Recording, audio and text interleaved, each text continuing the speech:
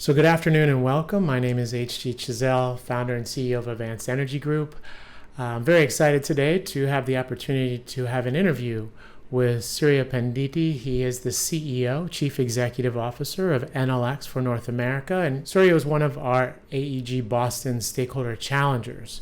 The topic was grid modernization, and it was so exciting to have Surya's perspective and experience in the room as we tried to find and agree on a critical obstacle standing in the way of achieving our goals related to grid modernization for a cleaner, more equitable future. Thank you, HG. Good to see you again.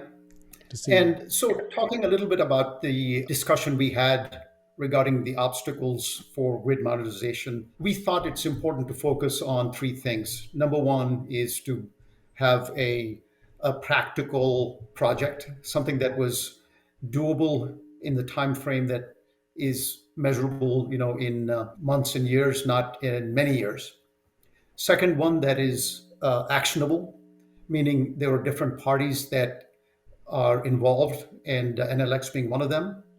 And thirdly, one that would have the impact we're looking for in terms of the grid modernization and the community benefit. And so we came up with this idea of working together in a public-private partnership for the Quincy bus depot, and to be able to electrify it. It helps with the transit electrification in an area of greater Boston that could benefit from a community perspective, and bringing together Mass CEC, MBTA, and other interested parties. So we've had some experience as Enel X in Santiago, Chile, and we are now operating more than 400 buses there, electric buses. And we've done the entire infrastructure. So it's not just the bus piece, it's the entire infrastructure, the depot, the charging stations, the buses, of course. And also, we can bring together distributed energy resources like battery storage so that you're not dealing with the high demand charges. You can manage your consumption of energy in a smart manner.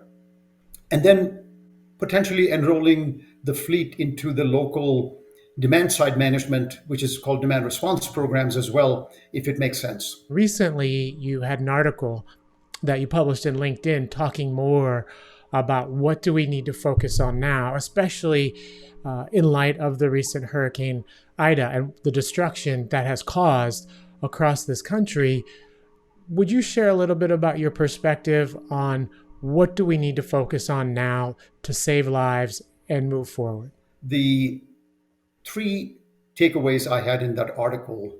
Number one is to move from a linear thinking around energy to getting into a more distributed and, I'd say, interconnected load and supply, so demand and supply. The second is we'd like to see incentives.